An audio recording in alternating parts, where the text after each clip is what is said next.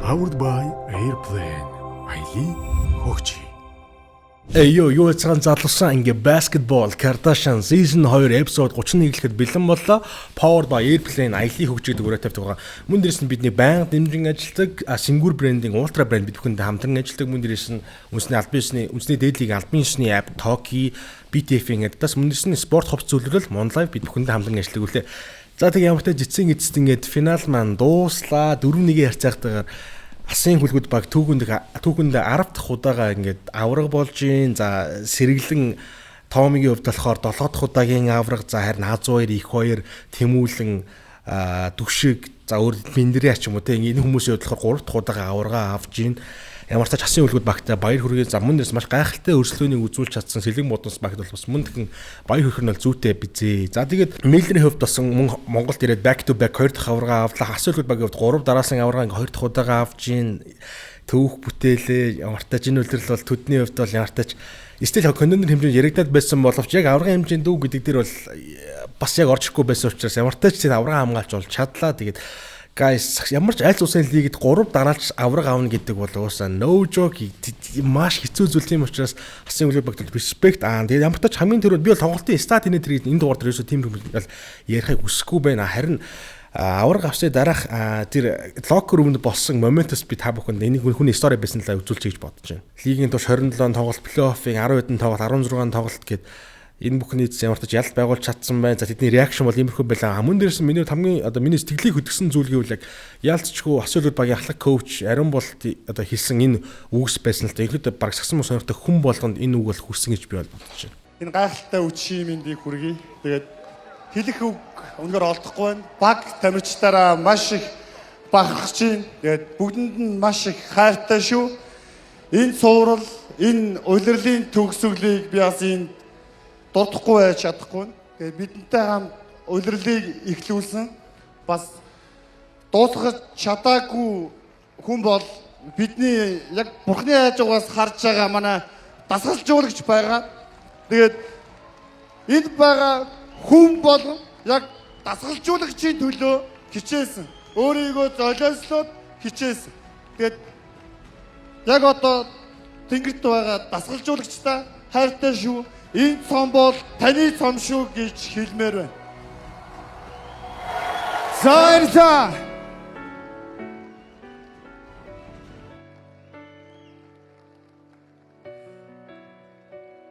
Монголын сагсан бөмбөгийн хөгжил, ирээдүйн интернэшнл илэрхийлэл, Монголын үндэсний дээдлигийн алтан сорын гар тулжигны юмэн Монголын спортын өдрөг зүйлийг шүдэ орж байна.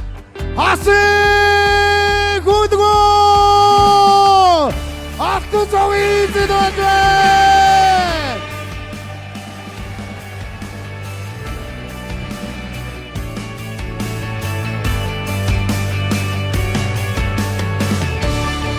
Мэдээж хэрэг та бүхэн мэдж байгаа те хөлгүүд багийн хувьд удирлын дундуур одоо маш хүнд гар цохирол тохиогоод ахлах коуч бол алдсан. Тэгэхээр яалтчгүй энэ аварга бол тэдний хувьд зайшгүй энэ коучтой зориулж авсан авраг гэдэг нь бол одоо тэр хүний хэлсэн үгс за тамирчийн гаргаж байгаа реакшнаас бол яалтчгүй харагдчихлаа. Тэгээд одоо аврагуудын баяр бас галзуусан байх гэж бодож байна. Аврагуудын баяр гэснээс аврагуудын баяртай холбоотой нэг иймэрхүү пост яваад байсан л та. Энэ болохоор Юмино хамтлагийн дууч Баажи хэлэх нэг юм хөлгүүд багийн цомтой нэг юм пост хийсэн бэл энэ болохоор ёо өчтөр манай Асын хөлгүүд маань баяраа сайхан тэмдэглэсэн манай Мит Улаанбаатар дотор хүн зөрөгч зайгүй гоё файда байлаа. Тэгсэн нөгөө хэд маань аврагын цом үлдээгээд явчих надад би ч яах вэ тэгээ шүнжэнгөөл тэрч хонлоо. Овоо том хүн цом байна л шүү. Ийм цом авч үдсэн биш боломжийг ашлаад орхисон дээр сайхан өөр юм шиг байла. За жок ойлгон шүү. Маш олон жил дэмцэнгээд итгээд үлдээсэн байх надад аврагууд дахин баяр хүргээгээд цавартаач аврагуудын баяр бол маш сайхан болсон бол магадгүй цом үлдээ явснаас бол харагдчихээн тэгээд ийм болсон байлаа. Мөн дээрээс нь яг тухайн аврагын суралтай холбоотойгоор болохоор SGS багийн эзэн болохоор ихэд нэг иймэрхүү постыг бичсэн байсан л та. За энэ болохоор ингэж байгаа юм. За Асын хөлгүүд багт халуун баяр хүргэе. Хожих өстой хол баг нь илүү хожлоо. Харин холбооны баг нь финалд гараад суг шаалаа. Эбс 6 дахь тоглолтоо дуусгацсан бол гэж өдөр бүр шаналлаа. Цаашаа сагсан бөмбөгийн холбоо нь өөрийн багтаа байхыг эрс эсэргүүцэж байна. Энэ дээр бусад 9 баг санал нэг байх. Эсвэл лигээ хийгээ бусдад даатаа нэг бос сэлгэн бодносыг санхүүжүүлэхээ ерөнхийлөгч нь болох. Үгүй бол ерөнхийлөгч нь огцрох. Монголд ядаж сагсан бөмбөг шударга явуулмаар байна. тэмцэн уралдаан дуусаагаа бахад би чимээгүй л байлаа гэд. Бас нэлээн ширүүхэн өнгөс одоо жишээл ингэж байгаа байхгүй тий. Цаашаа сагсан бөмбөгийн холбоо нь өөрийн багтай байхыг эсрэг үүсэж байна гэдэг. Холбоог жоохон шөөмжилсэн байна. Мөн дээрээс нь нэг бол сэлгэн бодносыг санхүүжүүлэхээ ерөнхийлөгч нь болж гээд бас нэлээд бас иймэрхүү хөвгтэй постыг бол бичсэн юм. Тэгэхээр та бүхэн энэ тухайд ямар ч одоо хожигдсон үнэн тэгээ сэлгэн бодносын хувьд финал анх удаа түүхэнд гарсан үнэн учраас энийг одоо маргах аргагүй юм да тий. Харин бодносын хувьд бол дараа жил миний хувьд энэ ростро яг өнгөрсөн энэ жил шиг хадгалж үлдэн гэдэг барал боломжгүй зүйл байх гэж би бол харж байна. Яг тэгвэл за жил болгон 8-9 тэрбумын үнэлгээтэй одоо иймэрхүү зардлыг басан мөнгөний багийг санхүүжүүлэх одоогийн хувьд бол энэ ч юм бол зарим багийн хувьд баг 3 жилийн төсөл байгаа даа. Тийм учраас дараа жилийн хувьд бол сэлгэн боднос баг ростер хадгалж чадахгүй гэдэг дээр бол миний нэг итгэлгүй байна. Энэ 3-ын бол ер нь л таарах байх та гэдэг таамагтай байна да. Харин та бүхэн юу гэж бодож байна доор комменттэй санаа бодлол үлдээгээрэй. Ердөө 4.3% градустай Сингур брендийн хамгийн зөөлөн шар ариг болох Сингур Ультра бид бүхэндээ хамтран ажиллаж байна. 4.3% градустай Сингур брендийн хамгийн зөөлөн шар аригийг та бүхэн амтлаад үзээрэй. Зөөлөн хөнгөн шар аригийн дуртай хэн болох нь бол таалагдана гэдэгт итгэлтэй байна. Ультра кул, ультра смууд Сингур Ультра брэнд бид бүхэнтэй хамтран ажиллаж байна.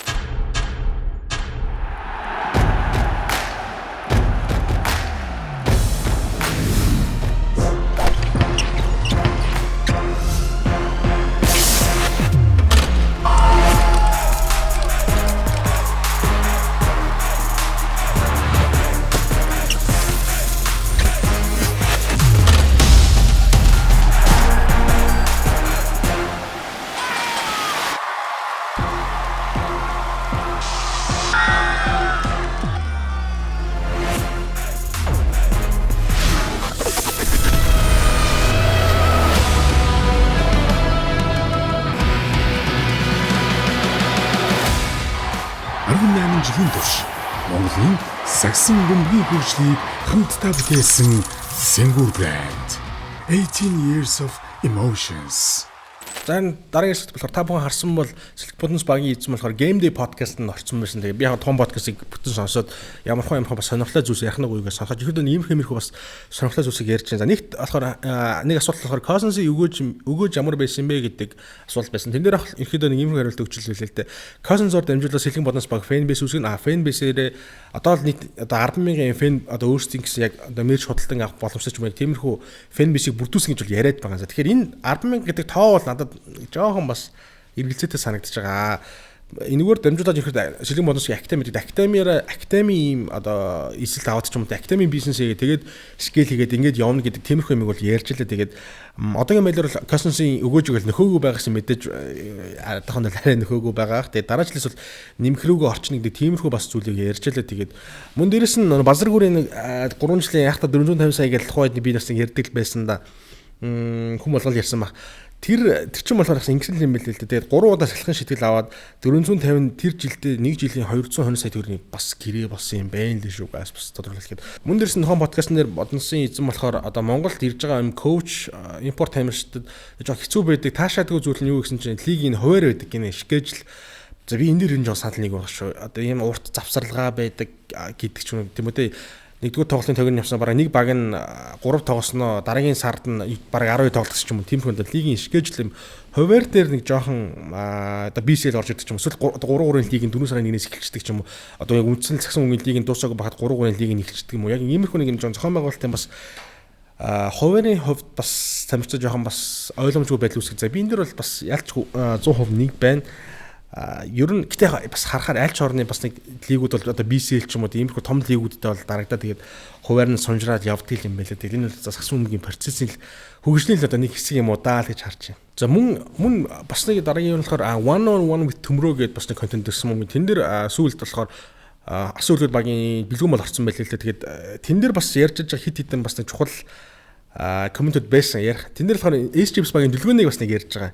Та бүхэн тэр хэсгийг сонссон бол бас сонсоод үзээрэй гэж хүсэж байна. Тэрэн дээр болохоор ерөөдөө дэлгөөнийг Монгол толгож явахтан Томийн хувьд болохоор ер нь тийм юм шүү. Ер нь NBA-д ингээд драфта нэрээ өгөө эцээ хүртэл ингээд үцгэн зөв юм биш үү гэдэг байдлаар бас тухайд бас Дүүкт бол хандж ирсэн байл. Тэгэхээр мэдээж тухайд бол Дүүкт аль хэдийн шийдвэрээ гаргаад бас те Эпс багт бол нэгдсэн байсан учраас тэгээд яах шарахгүй тэгээд өнгөжсөн юм байл л. Тэгээд яг хөө энэ нэг тамирчин талаас нь яриад байгаа шүү. Ерөөдөө драфт ороо сонгогдоогүй байсан ч дараа нь одоо тэр хүний хувьд за тэдний драфт нэрээ өгөөд драфтад энэ минь драфтад нэрээ өгөөд сонгогдоогүй гэдэг тиймэрхүү CV насан туршид нь тухайн хүний одоо карьер замналт нь үлдэх учраас яг тэр талаас нь л ярьсан юм шиг байлаа. Тэгээд Дүүкевд бол яг хөө сөрөжсэн нь өстэй Японы одоо B1 ч юм уу B2 ч юм уу бас тоглоно гэдээ ярьжсэн боловч ямар ч Эпс багтай гэрээ гэдээ бол явж байгаа. Дараа жил бас Эпстэй бол тоглох юм шиг байна л шүү. Мөн дээрс нэг ярьсан асуудал нь болохоор за Барса хоёрт болохоор Японы B1 лигээс бол санал ирсэн гэдэг тиймэрхүү зүйлийг бол хальт яриад өнгөрсөн. Энэ дэр мөн дээрээс бас нэг маш чухал асуудал хөндөж байгаа. Хэрвээ одоо бүх сайн одоо Монголын шишээ багт тоглох хэмжээний бүх сайн тамирчид нь гадаадын лиг рүү яваад өгвөл Монголын дотоодын лиг нь яах вэ гэдэг бас маш чухал юм менежментийн нэг юм асуудлыг бол хөндөж байгаа. Энэ бол яалтчгүй ярих ёстой сэдв. Тэгээд хэрвээ энэ дээр надад нэг 5 гоо шүү. Дараа жил ер нь Барса хоёр бол Японы лиг рүү явхад бол би бол гайхгүй. Ягаад тэгвэл энэ асуулгууд багт энэ бол бас асуулгууд багийн урт хугацааны стратеги төлөвлөгөө гэж би бол харж байгаа. Магадгүй 1-2 жил Японыхаа B1 лиг тоглох байгаа. Тэгээд буцаад Монголд ирэх байх. За үүний нэг бас нэг сэжүүр нь болохоор та хүн мэдж байгаа. Энэ жил BCL болохоор тулгыг болохоор багтаа нэгтсэн. Магадгүй дараа жил тулгатаа бас асуулгууд баг нэгтгэд Барсаг явсан хойгуур дараагийн Барсаг бас тэ турлаг гэж хараад бэлдэж яхахыг үгүйсэхгүй.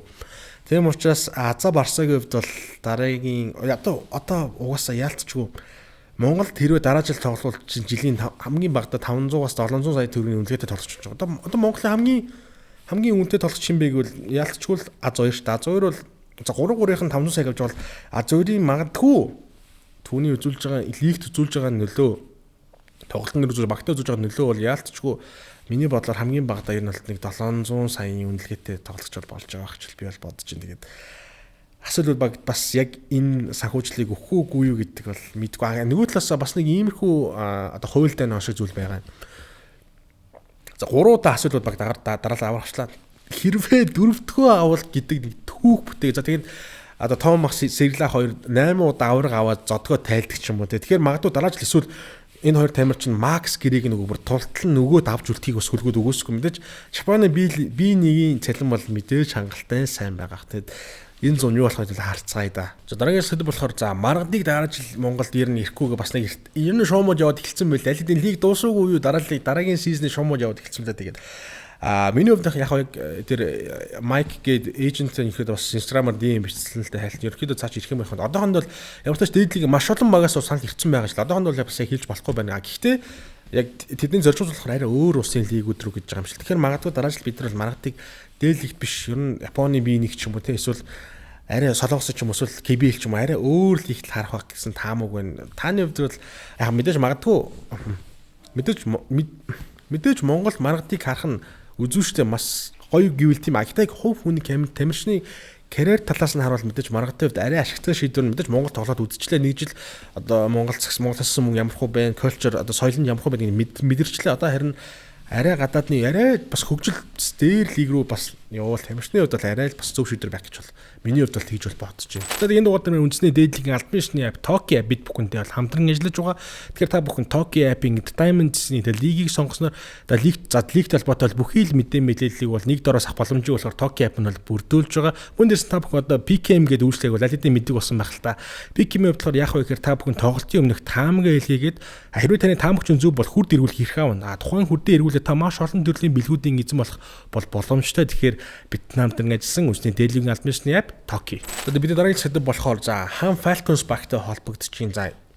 Миний бас нэг ийм юм сонслоо л доо. Falcons багийн яг үндсэн одоо багийнх нь ростерт байдаг core 4-5 тамирчин одоо хүртэл одоо бүх сүүлийн цалингаа авч чадаагүй байгаа гэдэг тийм зүйл сонсогдохын даруй хотлоо билгүүдэл гэж би бодож байна. Одоо тэгээд core тамирч гэдэг нь би бол хин хэлэж явах ямар ч тач тухайн тамирчид одоогийн байдлаар бас цалин өссөн одоо л авч чадаагүй байгаа юм байл. Мэдээж би бол санхүүжилтэн дээр нь бол ямар шим угаасаа санаа зовхгүй та бүхэн угаасаа ямар хөө спонсорууд лигийн дундуур одоо Falcons багийг аваад санхүүг нь бүрдүүлж байгаа л дээ би л тэр санхүүжилт ямар санаа зовхгүй гэдэг ягаад одоо л тамирчид нь одоо олохгүй байна гэдэг бас жоохон сонирхолтой бөгөөд жоохон сонин санагдаад байгаа. Тэгээд мөн дээрээс нь өсөхөө одоо тэгээ багийн корт тоглож өсөх хоёр Батуйгийн хувьд болохоор Батуйгийн хувьд болохоор бас нэг ийм их шуум яваад байгаа. Энэ зүүн Вьетнамын лиг тоглоно гэдэг. Вьетнамын лиг рүү явна гэдэг. Одоо юм байлаа яг баг нь бол яг би бас сайн мэдэж амжиг ямар ч тач Вьетнамын лиг рүү бол тоглоно гэдэг. Тэгэхээр Батуйгийн хувьд бас энэ зүүн дахин л нэг нь л ийм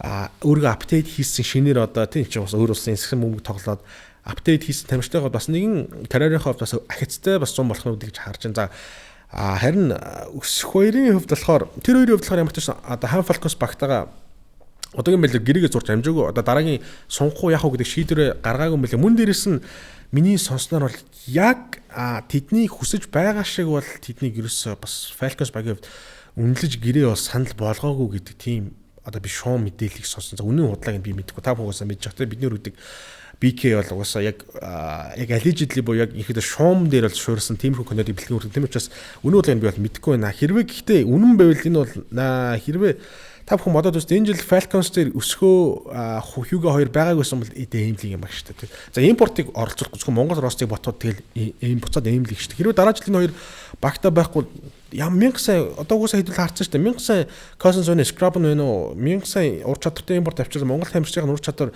хангалттай хэмжээнд байхгүй угаасаа аврах авах болцсон шүү дээ. Угаасаа тэр ажиллагаа болцсон. Зөвхөн импортоор угаасаа аврах болцсон байхгүй ял хэдийн. Тэгэхээр энэ хоёрыг хэрвээ авч үлдэх нь миний хувьд баг энэ хоёрыг авч энэ хоёр тамирчныг авч үлдэх нь бол Falcons-ийн хувьд бол хамгийн чухал энэ хоёр дээр бага бүрдүүлээд цаашдаа ирээдүг хараад явах нь миний хувьд бол хамгийн зөв гаргалаа гэж бол харж байна. Яг нь өөр одоо тий сайн салан хахамжийн нөгөөд өөр тамирчдыг авч болно. Гэхдээ яг юм залуу өсөглөн яг ийм байгаа энэ хоёр тамирчин дээр миний хувьд Falcons бол бага суйрлаж явах байлгүй дээ гэсэн тийм хүлээлт таамаг бол байна. Гэхдээ тэгээд 100 юу болох нь сайн мэдэхгүй байна. Харин өсөөгийн хувьд бол бас сонсон миний бас нэг сонирхолтой нэг шуум байна. Энэ болохоор SJs баг түүн 4 жилийн Max гэрээ санд болгосон гэнэ.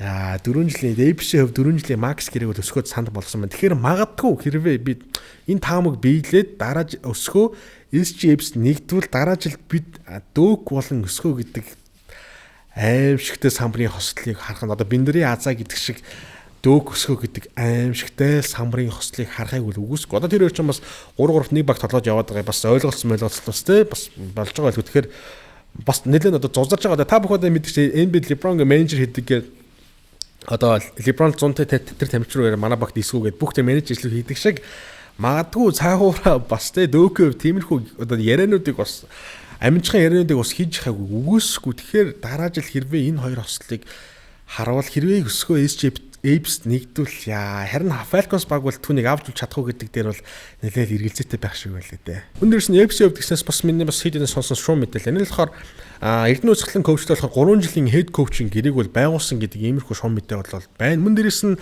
мөнгө төвшингийн хувьд болохоор Апугийн спорт хөгжил хариуцсан захирлаар бас томилогдож байгаа гэдэг юм мэдээлэл байна. Тэгэхээр магадгүй дараа жилээс тоглох юм уу гүү мүү гэдэг нь бас эргэлзээтэй байгаа.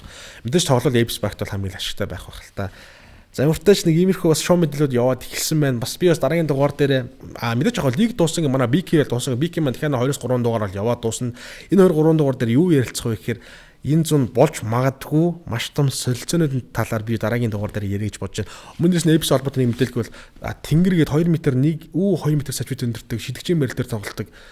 Дөөг шиг өндөртэй мөртлөө маш сайн шиддэг тоглогч Apes-ууд игнэндээ нэгдсэн мэт. Тэгээд түүний хувьд дараа жил бол нилээ ер нь шууган тарих гэсэн хүлээлттэй байна. Тэгээд ямар ч тач Apes баг нэрээ тэнгэр гэд нилээ игүү шидэгчтэй бол гэрээ байгуулсан байл шүү guys. Энэ жил 10 жилийн өн тохиолж буй Monlive спорт ховц зөвлөлтөр нь спортын ямар ч ховцыг бол маш өндөр түвшинд бол хийж гүйцэтгэдэг. За тэгээд та бүхэн өөрсдийн сэтгэл хүрсэн тийм спортын ховцыг хийхийг хүсвэл би бол Monlive гэж зөвлөж байна. За тэгээд хаягийн хувьд тэгвэл King Tower хотгоны 130 дугаар байр нь бол Monlive маань байрлаж байгаа. За би доорох нь усны дугаарыг гаргаж та бүхэн ямар нэгэн спортын хувьц сэрэл хэрэгтэй бол Monlive спорт хувьц зөвлөлд хандаарай. За бидний дараагийн сэдэв болохоор за өнөөх нэг Cat тавчин оймсоо Франц руу гаргана гиндэ. Тэгэхээр энэ талаар нэг иймэрхүү пост бичсэн байна.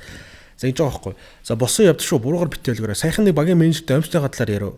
50k-гийн оймс байдаг юм уу л гэж байна. 143k-аас хямдраад 50k босон байгаа хөө. Манайх Францын нэг байгууллага руу нийлүүлэхээр гэрээ контрактыг хийгээд амжилттай явна гэлээ гэдгсэн чинь ер нь цагааныг л авандаа гин гүү хүмүн хөмсөж байгаа жерсийнхээ өнгнөөс хамаарад хар цагаанаар өмсдөг биш үлээ. Жохон сагсаа судлах уу гэж зөрүү тэнийг новчин хил захтнаад хэлчихлээ. Худалдан авагчдаас оймсны бодлоор сайн буу сайхан муухайг сонсмоор байна. Бид Франц руу оймсоо гаргаж эхлэхэд хэдхэн алхам дутуу байна. Монголын оюутны лиг маань тоохгүй байхад харь орны сагчид сонирх юм аа гэж. За ямар ч тач энэ дээр бол яалтчгүй та бүхэн харсан бол Game 5 дээрээ Сэлгэн Бодонс багийн ерөнхийд баг бүх тамирчин шахуу K-Time-ийн тэр өмсөг бол өмссөн байсан билээ. Тэгээд өмнөх дугаарч ярьсан да Scrub бол өөрөө бас өмссөн байсан. Тэгээд Scrub-ийн хувьд мэдээж NBA-д байсан. Тэгэхээр NBA-ийн стандарт амьсг угсаа өмсдөг байсан юм чинь тэгээд тэр их хэмжээний амьс хүсэх учраас ямар ч K-Time амьсыг бол өмссөн мэлээ. Тэгээд за тэгээд нөгөө өнөх амьсч одоо хүртэл хямдраа 50,000 дээр хол байгаа юм билээ гэж та бүхэн амжид аваарай. Бид нар YouTube-ийн description хэсэг дээр линкийг байршуулж та бүхэн ороод захиалаад тэр сагсныхаа нэмш үнэхээр ичтэй мүү гүм үү гэдэг нь бас нэг туршаад үзэхгүй юу та тий. За тэгээд өнөөдрийн BTF-ийн Adidas-ийн дугаар онцлог пүүзэл Adizero Adios 9 хэдүүлээ шууд unboxing хийцгээе. Зя. Үнэхээр хөнгөн. Энэ бараг нэг ахаа дүүрийн цаашаа хөнгөн пүүз. За тийм ямартаж Adizero Adios 9-ийн хувьд болохоор өдөр тутмын гүйлтэнч тэр бэлтгэлээс зориулсан юм хүү загвар юм байна лээ мэдээж. Adizero-гийн мэдээж Adidas-аар тэгээ Light Strike Pro гэдэг улны технологи багтсан. Тэгээд ялч тухайн Adizero Adios 9-ийн хувьд болохоор энгийн өдөр тутмын бэлтгэлээс марафонд хүртэл аль алин өмсөх боломжтой юм загвар юм байлээ. Тэгээд ялч Adizero-гийн хувьд болохоор энэ жил бол Adidas-аас уусаа бүүм хийж байна. Одоо 5 сарын 24-нд 5 UB марафон болно. Тэгэхээр магадгүй таны марафоны хамгийн сайн найз чинь Adios 9 байхыг бол үгүйсэхгүй guys. Та бүхэн Adios 9-ийг сонирхож байвал BTF-ийн Adidas-ийн 3 салбарт нь болохоор 40-с 44.5 сайзнд бүх сайзаараа байгаа юм билээ. Магадгүй та марафонд гүг эсвэл зөв өдөр тутмын бэлтгэл дээр пүүз хайж байгаа бол Adidas эсвэл танд төгс зохирно гэж би бол бодож байна. За хэдүүл одоо харин тохирох яагаад вэ гэдэг гурванчлахыг ярилцгаая. Нэгт миний дурдсан Light Strike Pro технологи нь болохоор таны хөлдөр исэн ачааллыг бууруулж илүү зөөлхөн тав тухай байлгахад туслах технологи нь Adidas 9-ийг авах ихний шалтгаан юм. Мэдээж 20 дахь шалтгаан нь маш хөнгөн бөгөөд за энэ агаар нэвтрэлтийн систем бол за ястай 20 км байна магадгүй хэдэн километр марафоныг гүйсэн ч таны одоо хөлийг стил сэрүүн байлгаж агаар нэвтрүүлтийг маш сайн хийдэг технологи нь бол ямар ч нөхцөл таны өтгөлийг дэмжиж татна гэдэг асуудал байхгүйгээр онцлог нь болж байгаа юм байна шүү. Мөн дээрс нь энэ Continental resin нь улам нь болохоор ямар ч гадаргуун дээр маш төсвөртэй бүгд хамгийн чанартай уул юм байна лээ. Тэгэхээр та шорон дээр гүйсэн ч одоо шахуан дээр гүйсэн ч ихэд таны улчин бол таныг ямар ч зөвөргүйгээр бол таныг хүрэх газарт нь бол авчих юм шүү. За тэгээ энэ дугаарт ажилласан BTF-ийн Adidas өнөөдрийн онцлог бүтээгдэхүүн болохоор Adizero Adios 9 байлаа. За ингээ манай эпизод 31 маань өндөрлөж байна. Powered by Airplane аяллыг хөгжөөрөө тавьдаг байгаа. Мөн дээрс нь бидний байнга дэмжин ажилладаг Singur Ultra брэнд үндэсний дээдлэгийн албан ёсны app Toki Adidas BTF-ийн Adidas мөн дээрс нь спорт ховц цөлрөл Monlive бид бүхэнтэй хамтран ажилладаг үлээ. За тэгээд дараагийн дугаар уулзцаа түр баяртай guys. Дараагийн дугаарт нэг start bench cut ууш. Түр уулзцаа баяртай. Powered by Airplane аяллыг хөгжиж